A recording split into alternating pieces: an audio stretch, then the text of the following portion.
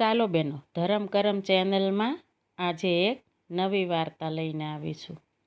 મને એવું લાગે છે તમને આ બધી વાર્તા ગમતી જ હશે, પણ પાછું કંઈ એવું લાગે તો તમારે કમેન્ટ પણ કરવી હો. તો લ્યો હવે સાંભળો આજની નવી વાર્તા. એક બુઢી માં હતી અને એક દીકરી. દીકરો અને વહુ તો દેહાંત પામ્યા હતા, એટલે નાની દીકરીને ઉછેરીને મોટી કરે છે. બુઢીમાં ખૂબ શ્રદ્ધાવાળા અને જ્ઞાન, ધર્મ, પુણ્ય બધામાં માને, પણ પોતાની રીતે કરે. બસ એમ કરતાં અધિક માસ આવ્યો તો એની રીતે એ તો ફળિયામાં તુલસી માની પૂજા કરે છે, શાળીગ્રામની પૂજા કરે છે અને જય પુરુષોત્તમ રાયના જાપ કરે છે. દીકરી તો ઘણી નાની, પણ બુઢી માને જોયા કરે. જોતાં જોતાં એને વિચાર આવ્યો કે આ માં રોજ અહીંયા શું બોલ્યા કરે છે અને રોજ હમણાં કેમ તુલસી માની પૂજા કરે છે. તો એને થયું લાવ હું પૂછું.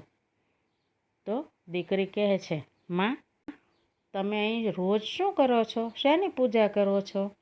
તો બુઢી માં કહે, અત્યારે અધિક માસ ચાલે છે, 12 મહિના પછી 3 વર્ષે 1 મહિનો એવો આવે ને બેટા, કે એ વધારાનો હોય, એટલે ભગવાન પુરુષોત્તમ રાયે એને પોતાનું નામ આપ્યું, એટલે એ પુરુષોત્તમ માસ કહેવાય. આમાં કરેલી ભક્તિ હંમેશા ભગવાન સુધી પહોંચી જાય છે, એટલે બધાય ખૂબ સારી રીતે કરે અને ભક્તિભાવથી કરે. તો દીકરી કહે છે, માં મારે ન કરાય? તો કે ના બેટા, તું હજી નાની છો, તારે હજી રમવાનો વખત, બીજું ઘરકામ શીખવાનું હોય, પૂજાપાઠનો સમય નથી. તો દીકરીના મનમાં એવું થયું કે ના એવું કાંઈ ન હોય, નાના પણ પૂજા તો કરી શકે ને. એટલે એણે તો એ વાતને ધ્યાનમાં રાખી. બીજે દિવસે માં લોટો ભરે છે પાણીનો, ઉપર એક વાટક્યામાં ફૂલ રાખે છે. બસ આટલી વસ્તુ તો માંડ હતી એના ઘરમાં. એ લઈને તુલસી ક્યારે આવે, શાળીગ્રામજીને નવરાવે, એને એક ફૂલ ચડાવે, તુલસી માને પાણી ચડાવે અને એને ફૂલ ચડાવે અને બેઠા બેઠા બોલે, જય પુરુષોત્તમ રાય, જય પુરુષોત્તમ રાય. બાકી તો ઘીનો દીવો કરે ને એટલું એ માં આગળ તો નહોતું. એટલે બસ મનની ભક્તિ, મોટી ભક્તિ એમ માનીને બધું હાલ્યા કરે. દીકરીને એમ થયું બસ આટલું હોય તો આમાં શું અઘરું છે, આ તો હું પણ કરી શકું, તો મારે કરવું જ જોઈએ. તો બીજે દિવસે એણે કહ્યું, માં મારે કરવું જ છે. તો કે કંઈ વાંધો નહીં, બેસી જા મારી બાજુમાં. તો નાહી ધોઈ દીકરી પણ બેસી ગઈ. તો માં લોટો ચડાવે છે ને તો એને હાથ અડાડે છે, ફૂલ ચડાવે છે તો હાથ અડાડે છે. બસ આમ ચાલ્યું. એમ કરતાં તો ધર્મ દીકરીના જીવનમાં પણ વણાઈ ગયો. આમ તો ઘરમાં હોય ને એ છોકરાઓમાં આવી જ જાય છે. જે છોકરાઓ ધાર્મિક બાબતને જોતા હોય ને ઘરમાં, એ બધા એ શીખી જ જાય છે. એટલે ધાર્મિક બાબતો ઘરની ઘણી વખત બધી રીતે બહુ ઉપયોગી જ હોય છે. આમ જ આ દીકરી બધું જોઈ અને શીખી ગઈ.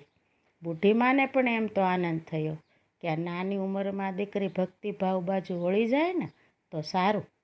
બસ બધું થતાં અધિક માસ પૂરો થયો. ધીમે ધીમે પાછા એને એ દિવસો. તોય બુઢી માને તો આદત ખરી કે તુલસી માને જળ ચડાવવું. તો દીકરી બીજું કાંઈ ન કરે, પણ તુલસી માને જળ ચડાવી દે. મોટી થતી ગઈ, કામ શીખતી ગઈ અને પૂજા પાઠે કરતી ગઈ. ધીમે ધીમે નાની ઉંમરમાં લગ્ન કરી દીધા હશે, એટલે એટલા વર્ષથી ઘરે હશે. પછી જુવાન થઈ ગઈ દીકરી. તો બુઢી માને તો સાસરેથી ખબર આવ્યા કે ભાઈ અમે તો આવું વહુને તેડવા આવીએ છીએ. બુઢી મા તો ખૂબ ઝાંખા પડી ગયા. એ તો રોવા બેસી ગયા. દીકરીને એમ થયું કે માં તો ક્યારેય રોતા નથી, આજે માને શું થયું હશે. તો દીકરી બાજુમાં બેસીને પૂછે છે, માં આજે તમને શું દુઃખ થયું કે તમને રોવું આવી ગયું? કે દીકરી એવી કંઈ વાત નથી, બસ મને એમ થયું કે આજ મારું મન હળવું કરી લો. તો કે ના માં, કોઈ દિવસ દુઃખ વગર રોવું ન આવે, મને જે હોય તે કહો. તો માં કહે છે, દીકરી તારા લગ્ન તો નાનપણમાં કર્યા હતા, હવે તો તું જુવાન થઈ, એટલે તારે સાસરેથી ખબર આવ્યા છે કે તને તેડું કરવા આવે છે. તો મારે તને મોકલવી જ પડે, પણ મારા ઘરમાં એવું કાંઈ નથી કે હું તને આપું. તો તો મને આજ એનું રોવું આવે છે કે હું તને શું આપીને વળાવીશ, અને દીકરી ખાલી જાય તો મારા દીકરાની આબરૂ શું, મારા ઘરની આબરૂ શું, મને ખૂબ ચિંતા થાય છે. તો દીકરી કહે છે, બસ આટલી જ વાત? દીકરી તો હવે ખરેખર ધાર્મિક જ થઈ ગઈ હતી. એટલે દીકરીને તો પૂરેપૂરી શ્રદ્ધા હતી કે ભગવાન બધુંય સાચવી લેશે.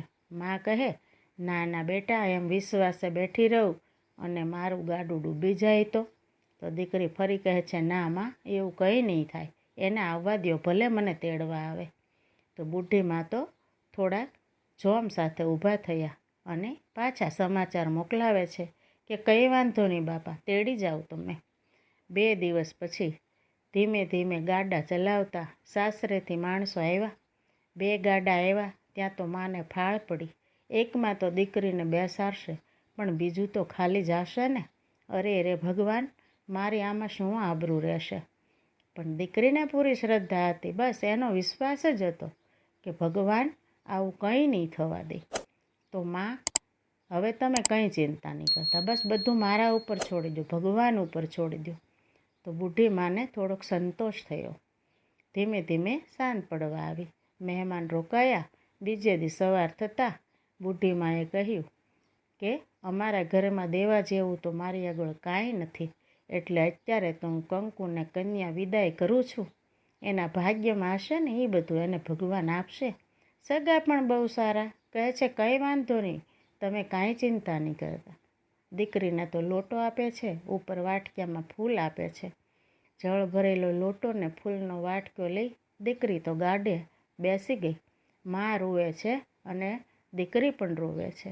આમ કરતાં દીકરીના વેલડા તો આગળ હાલ્યા. ધીમે ધીમે જાય છે. રસ્તામાં તો દીકરી મન, વચન ને કર્મથી પુરુષોત્તમ ભગવાનને પ્રાર્થના કરે છે કે હે પુરુષોત્તમ ભગવાન, મારી બુઢી માએ આખી જિંદગી જો તમારી સેવા કરી હોય અને હું શીખી ત્યારથી મેં પણ કરી હોય, તો આજે તમારે આનું ફળ આપવું જ રહ્યું. આજ મારે મા બાપ કે મારા બુઢી માની આબરૂ જાય ને એવું કંઈ નહીં થવા દેતા. મને કંઈ ખબર નથી પડતી, પણ મારો જીવ બળે એવું કાંઈ નહીં કરતા પ્રભુ. બસ એકના એક વિચારની, એની વાતની, એની વિનંતી. ભગવાન તો ઉપર બેઠા બેઠા જોવે છે કે અરે આ ગરીબડી તો કેટલી દુઃખી છે. લક્ષ્મીજીને કહે છે, હવે તો આના ઉદ્ધાર અર્થે કંઈ કરવું જ રહ્યું. તો લક્ષ્મીજી કહે છે, હા ભગવાન, તમારે તો રોજ આવા ભક્તો હોય જ તે, તો તમે જઈ આવો. તો બસ ભગવાન તો નીચે આવે છે અને ગામને પાદર રાહ જોવે છે કે દીકરીનું વેલડું ઘરે જાય ને પછી હું જાઉં. તો ધીમે ધીમે દીકરીનું વેલડું ઘરે આવ્યું. લોટો અને વાટકો લઈ અને દીકરી અંદર ગઈ. બીજું ગાડું તો દેખાતું નથી. તો બધા વિચારે છે કે એ પાછળ રહી ગયું છે, પણ પાદરથી તો ભગવાનની ગાડામાં બેસી ગયા હતા. તો એ ગાડું ધીમે ધીમે હાલ્યું આવે છે. તો બધા કહે છે, લ્યો બીજું ગાડું આવી ગયું. તો એમાં કોણ બેઠું છે? તો કે એ તો ગોર હતા ને, થાક્યા પાક્યા આવતા હતા, તો કે આ ગામમાં ક્યાંક વિસામો કરી લેશ, મને બેસવા દો, એટલે અહીંયા આવી ગયા છે. હવે તમારે ત્યાં રોકાઈ જાય તો કાંઈ વાંધો નથી ને? તો કહે છે, ના ભાઈ ના, ભલે રોકાઈ જાય, અમારે આંગણે ગોર ક્યાંથી? ગોર દાદા રોકાઈ જાય છે. દીકરીને તો પાછી ભારે ચિંતા. એક તો હું આવી, અહીંયા પણ કાંઈ નથી એવું. હવે આ ગોર મહારાજ આવ્યા, મારી જવાબદારી બનશે ને, મારે તો બધાને ખવડાવવાની, પણ હું ક્યાંથી બનાવીશ? તો એ ગોર મહારાજ કહે છે કે દીકરી, તારા મોઢા ઉપર તો ચિંતા દેખાય છે, તને વળી શાની ચિંતા છે? તો કહે, ગોર બાપા, બધી જ વાત આમ છે અને આવી રીતે થયું છે બધું, પણ આજ તો તમે અમારા મહેમાન છો. મારા ઘરનાને તો હું ગમે એમ સાચવી લઉં, પણ તમને તો કાંઈ લુખો રોટલો મારે કેમ દેવો?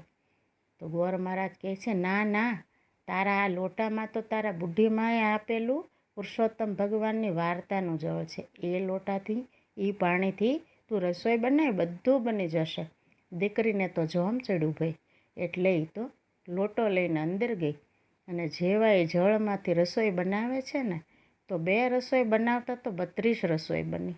એનો તો રૂમ ભરાઈ ગયો. દીકરી તો 4 આંખે જોવે છે, અરે આ તો ભગવાનની કૃપા થઈ. ક્યાંક આ જ ભગવાન નથી ને? પણ નહીં, હું એમ નહીં સ્વીકારી લઉં. એટલે બહાર આવે છે, હા ગોર બાપા, રસોઈ તો બધી બની ગઈ હો તમારા આશીર્વાદથી, પણ તમે જમી કારવીને જાશો ને ત્યારે મારી આગળ દેવા માટે કાંઈ નથી, દક્ષિણામાં અમે દઈએ ને એવું કાંઈ નથી હો, એટલે તમારે જમીને તો એમ જ જવું પડશે. તો વળી ગોર બાપા કહે છે, ના ભાઈ ના, આ હું જે ગાડામાં આવ્યો છું ને એ ગાડો તો મારા સામાનથી ભર્યો છે, તમે એના કોથળા તો ઉતારો. તો એ કોથળા ઉતારીને અંદર લાવે છે ને તો પછી તો કહેવાનું શું, ભગવાન જે કોથળા લાવે ને એ કોથળા તો માલ સામાન, સોના ચાંદી દાગીના હીરા માણેક પન્નાથી જ ભરેલા હોય ને. દીકરી તો ચાર આંખે જોઈ રહે છે અને એનું આખું ઘર ગોરબાપાના પગે પડી જાય છે. દીકરી સમજી ગઈ અને પછી તો કહે છે, ભગવાન હું તમને ઓળખી ગઈ છું, હવે મારે વધારે કાંઈ નથી કહેવું, પણ મારી આટલી નાની ભક્તિથી તમે મને જે ફળ આપ્યું છે ને તો હવે એ કૃપા વધારે કરો. ભગવાન કહે છે, હા દીકરી બોલ, બસ તમે ચતુર્ભુજ થઈ અને અમને દર્શન આપો અને મારા દરેક ઘરનાને પાવન કરો અને અમારું ઘર ધર્મમય ભક્તિમય બને ને એવા ચાર હાથે આશીર્વાદ આપો.